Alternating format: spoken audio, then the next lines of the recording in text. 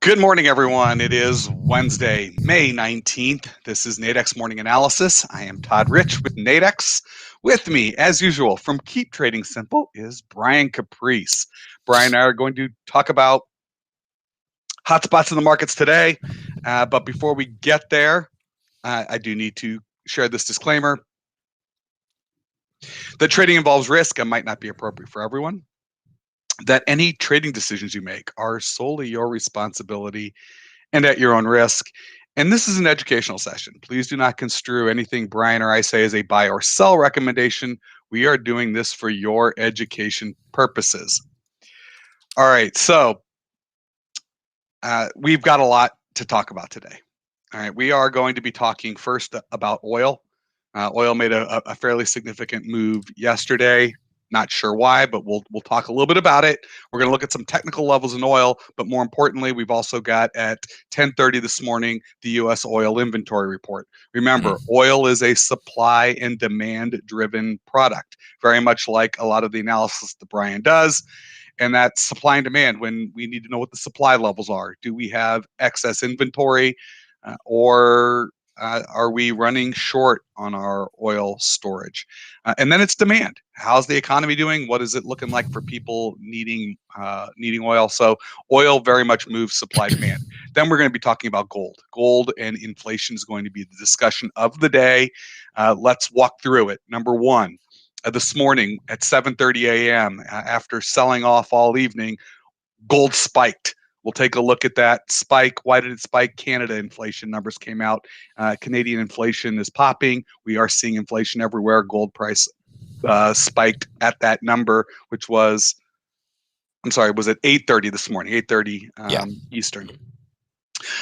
Two, we're seeing Bitcoin continue to get hammered. Now, I know there are hardcore believers, and this isn't going to shake them, but as it drops below $38,000 US dollars for a Bitcoin, it will chase out the institutional money at some point, and that money might flow back into gold, where it has traditionally done so for hundreds, if not thousands of years. Three, FOMC minutes are being released today at 2 p.m. Eastern. We are going to get a glimpse into the minds of what happened and what's going down with the Fed from the last meeting. So those three things, Canada's seeing inflation, Bitcoin getting hammered, FOMC minutes coming out, and we're going to hear how they're talking about inflation. And then it actually tees up a trade a bit for this evening, 9:30 tonight. Australia, which definitely it's more the Aussie dollar trades with gold, but they've got their employment change at 9:30 p.m. this evening. So there might be an opportunity to kind of take a look this evening as a potential trade setup there. So a lot going on with gold, and we'll probably take a quick peek at U.S. equities because they're all opening in the red this morning. So we've got a lot to cover. So, Brian, I am going to flip it over to you, and let's start with oil. Mm-hmm. How much time do you have this morning? Because we might go a few minutes long today. There's a ton going on. I may be going back to back with my group. So the last 24 hours have had a lot of movement, and then in the next 12 hours we have a lot of movement coming up, or a lot of news releases that have potential for movement. Early morning today, we mentioned that CPI was something we definitely wanted to watch out for the pound. They're doing great. We talked about pound strength. We talked about a potential, basically a miss to the top side. It didn't. It came in exactly as expected, and it's very interesting. You can see the response. Pound dollar down 50, pound yen down, and the euro pound is up. So the entire market expected more inflation out of the UK, and they just didn't get it yet. But again, the month looks great. This is a year-over-year number, basically meaning during the pandemic, they had 1.5% inflation. It is what it is. Then it goes down to the CAD. And as Todd mentioned, gold had a quick bounce with this one. CPI, and again, coming in, it was expected to be, and this is a month over month, so it's a more important data point than the year over year. The month over month showing kind of where we are currently, it was forecast at 0.2, it came in at 0.5, so over double what it was again, showing that there's significant recovery in Canada. They talked about rolling things back. And again, that one, this one sent gold moving. Not so much. And again, some people will look at this and say, well, wait a second, why isn't the dollar CAD down if they're seeing CPI there? The reason why is because it was already baked in. They expected to see inflation. They've already talked about rolling things back. So they've already put the steps in. The reason why it had an effect on gold was because, again, seeing CPI numbers that much higher, the United States hasn't mentioned it at all, and that's the reason why. Is they have to acknowledge it. They have not done it yet. Kaplan has finally started to say that he can see, bringing tapering sooner than expected. But right now, the Fed, they're purely on this, it's going to go away. We're not concerned. We're going to let it go high for a long period. And again, it's literally they're putting their head in the sand. That's what they're doing. But again, gold hawks are like, listen, it's everywhere else. They have to acknowledge it, and I believe the market now believes that they're going to mention it today. I think they're going to mention it. They're going to say the inflation word, that we're seeing it. They may put some actual specifics on. They have to. But gold is reacting to it already, and we're starting to see. And again, you may say, well, what does that have to do with, this is Canadians' numbers? Why? Look at the dollar yen. Look at the dollar Swiss. Look at the euro pound. Look at the euro dollar. This is all dollar strength. Dollar strength comes from a rising interest rate environment. So seeing CPI numbers that are good, FOMC meeting notes, and again, if they don't talk about it, I don't know what they're doing. I'm at a complete They might loss still at that say point. it's transitory still. They probably will. But again, it's kind of like, they can say it. But at this point, remember, the market, what the Fed does and what the market does are completely two different things as well. There's right. a perception and a reality. It's the same reason why gold moves. It's a perception versus reality. Same thing with oil. It's a perception versus reality. So the FOMC can say, we're not going to raise it for a long time. But right now, look at the indices. Red, that means interest rates are rising. They're going to start tapering. They're going to start pulling that support. You're seeing gold bounce. Strength, finally. Yep, you're just saying the same thing. Dollar strength, indices down. That's the name of the game when we start raising interest rates, and we're seeing it. Why? And again, not to turn the morning show political, but again, a lot of this is how much political pressure are they getting? The Fed has been independent. There's been so much kind of pressure saying they should be, regulated by the government. And the reason and the rationale is they shouldn't. They're an independent body. Correct. It's better if they are independent. But now, is there so much political influence in there that it's affecting their decision making? Answer is kind of. We're seeing approval ratings already starting to drop as far as the economy goes. I saw something the other day about it with Biden. Is there political pressure to keep this low interest rate environment here where it is and not make any changes? Yeah, absolutely. Absolutely. So again, FOMC meeting is going to be a big thing today. But let's start with crude first, because that's the first thing we're going to run into. Here's our crude chart from yesterday. And there was a ton of movement. I couldn't find anything out there. What was that about? Nobody. All my gold traders are like, did you guys see anything? Our joke with one of our, one of our traders released some of his personal supply. That was our joke yesterday in my forum, because we couldn't figure it out. This is a lot of movement. The only news release that I saw that really kind of went back to it was Russia signed kind of a nuclear deal with Iran. And again, if they're moving that direction, that's more supply. And again, Iran being on good terms with somebody like Russia, they could take their oil, they could resell there's a lot of different things they could do. Only thing I found. Right, world peace didn't happen yesterday. I didn't find any world peace, news. So, it was right at noon. I'm wondering if somebody's computer did some goofy algorithm. Yeah, finger error. Services are open back up in New York. Maybe somebody got one of those, those hoagies or a big piece of pie in New York, and it slipped or something. Like fat fingered it, and it hit. So I don't know. Maybe I haven't heard about it yet, but no, you know how that works. We'll hear about it like a month later. It's like, oh yeah, that big drop that day. Oh, our computer. It was at noon, and it was. We weren't running on a military clock. We thought it was PM, not we thought it was AM, not PM. I don't know. Uncle Tony had extra pepperoni and slid down the mouse, unfortunately, and that's what dropped it. But again, it's moving back down again, and seeing some of the numbers and seeing where we are, it's not surprising. 66 was kind of high. We talked about that 66, 63 level being something to sell. Now we pushed all the way back down, and you can see. Compared to where some of these big spikes have been, this European session move was, it was straight down, but I wouldn't say it's a very, very large move. So, again, how much of this today, this smaller move, is a hangover from yesterday? Because, top to bottom yesterday from the European Open down to kind of like the close, that was almost a $3 drop. That was $2.92. That is an absolutely enormous move. An average oil move is about $1.60. So we were, we were almost double that yesterday on really no news out there. So, on a technical basis, we talked about 63.42 being a level. It's not quite there yet. Could it continue to push lower? Sure, it could. It is finding some buying. And if we look to the left, you can see that was an area where we had some basing and kind of a pop. So it was pretty close. It gets a little bit murky over there, but I still think 63.42 is a better buy. A lot can happen in the next hour and a half after the U.S. market open. But again, do we retrace back up? I don't know if we can go all the way back up again. I will say we are seeing a lot of articles out both yesterday and today talking about how the pandemic has changed the workforce, that there are many people not going back to an office because they've shown that productivity works just fine at home as well. And again, it may be those news stories that people are kind of looking at this and saying, maybe the demand is not going to go. Maybe the new normal is not what the old normal used to be.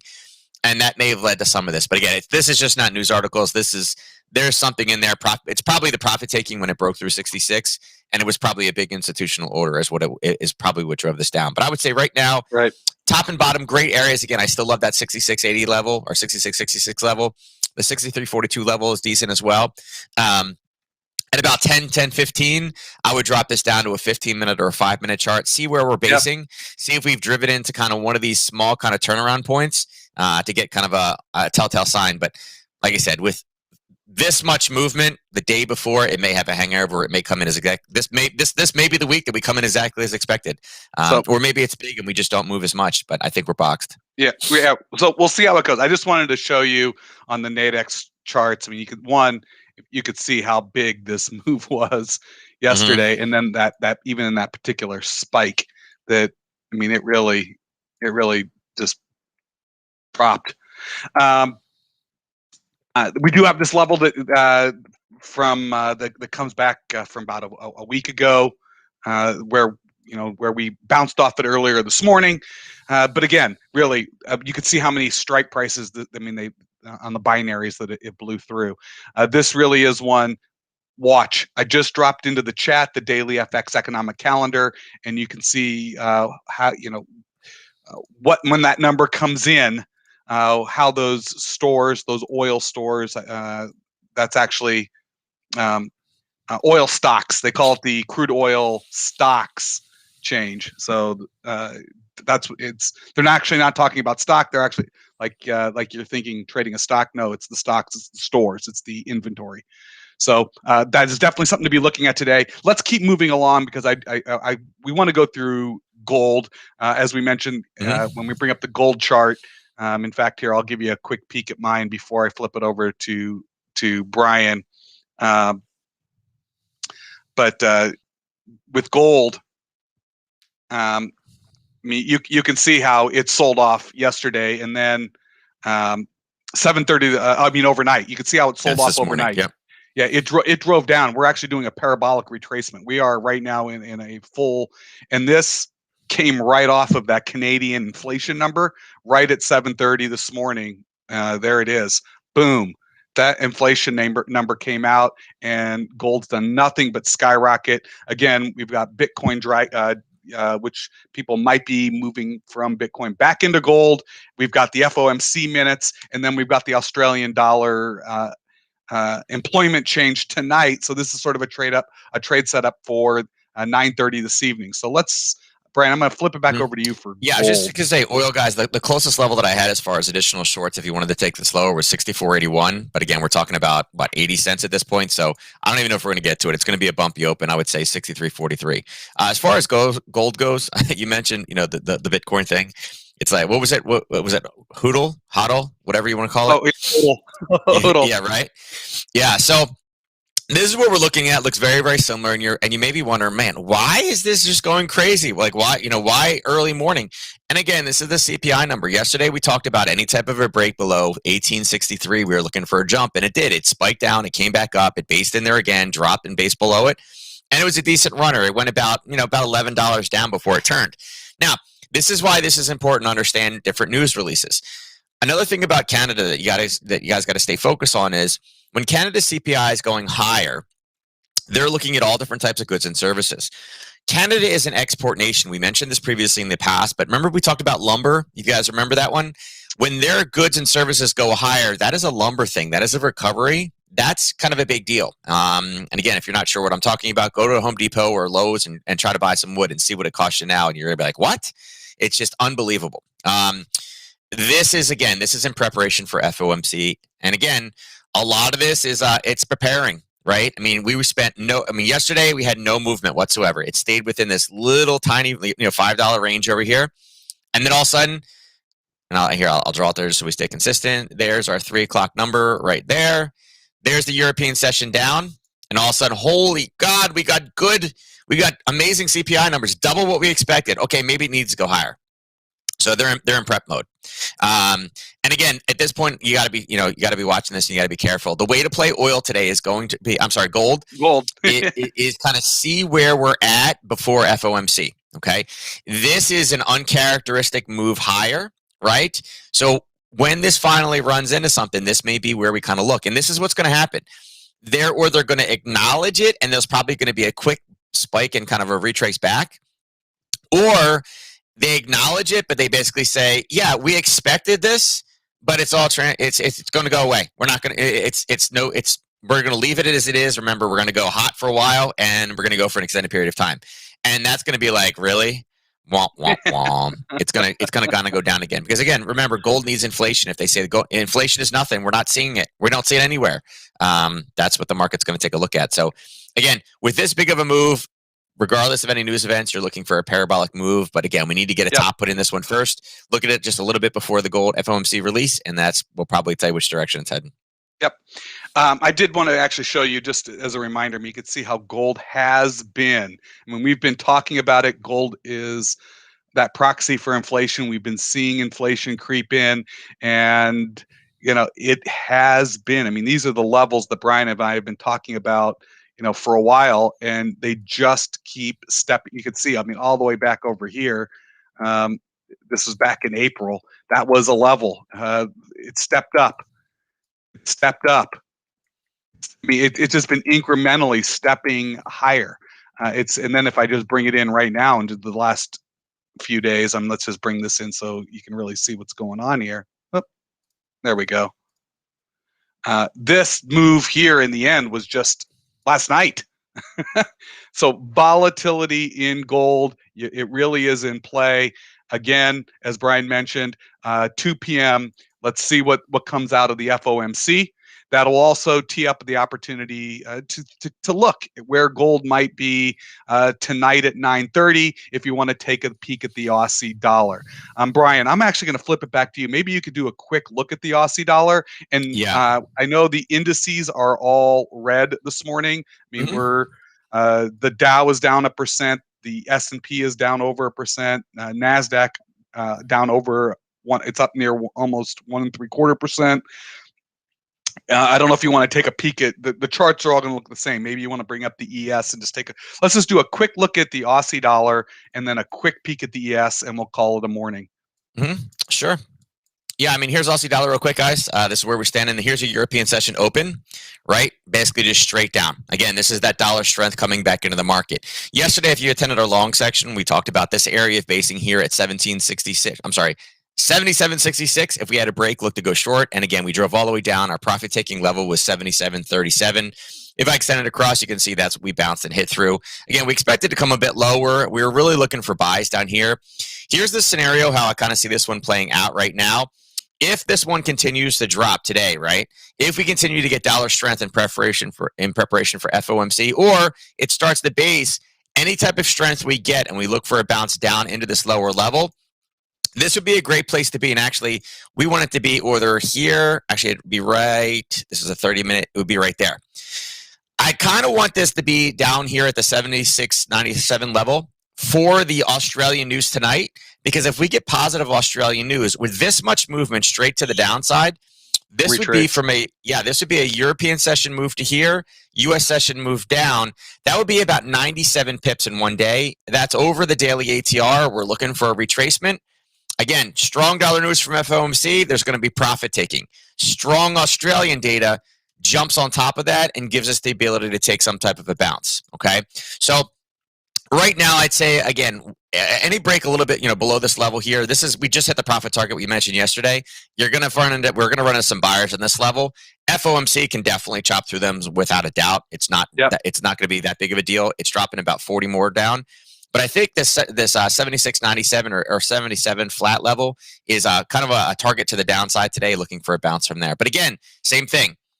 About 1:30 ish time frame before FOMC, about a half hour before. Go see where we're at. See if we're basing. See if we've kind of pulled back.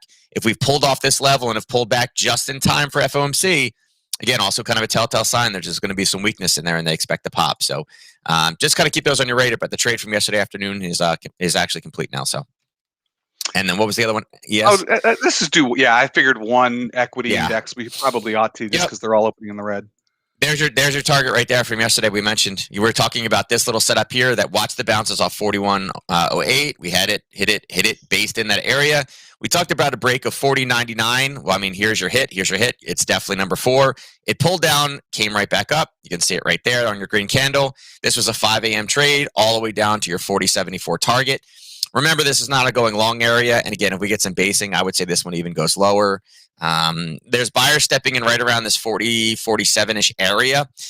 And again, this is kind of a hard zone because there's so many wicks in there, but we know buyers are kind of stepping in this area here. So it's an interesting area. And it's still in the middle of the range anyway. Yeah, in the larger range, yeah. It's about 26 points lower.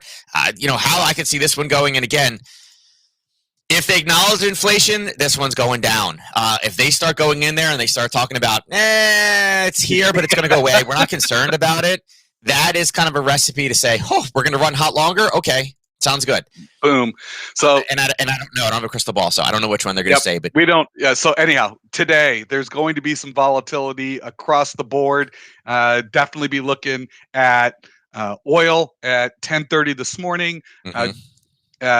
Gold going to be hot all day. Definitely around 2 p.m. We're going to be seeing gold and probably the equities and maybe even what happens to the U.S. dollar as the FOMC minutes get released and we hear how they're talking. And then tonight, 9:30 tonight, you got the Aussie. Australia's releasing their employment change numbers. You might see some movement in the Aussie dollar then. That's a lot to be looking at. Today is the big day this week with a lot going on. With that, any questions for Nadex, please email us, customerservice@nadex.com. Brian just did a whole lot of analysis there. If you'd like some clarity, you got some questions, please email us. He talks too fast. support@keeptradingsimple.com. We're available. We're here to help you. We want to see you succeed. With that, I think I have covered everything. That's it. I mean, oil, gold, Bitcoin down to 32,000, guys. What's that? Bitcoin just dropped down to 32,000. It's down 25%. Yeah. So, there was going to be a day of reckoning at some point. You knew that. So again, I think that actually plays into.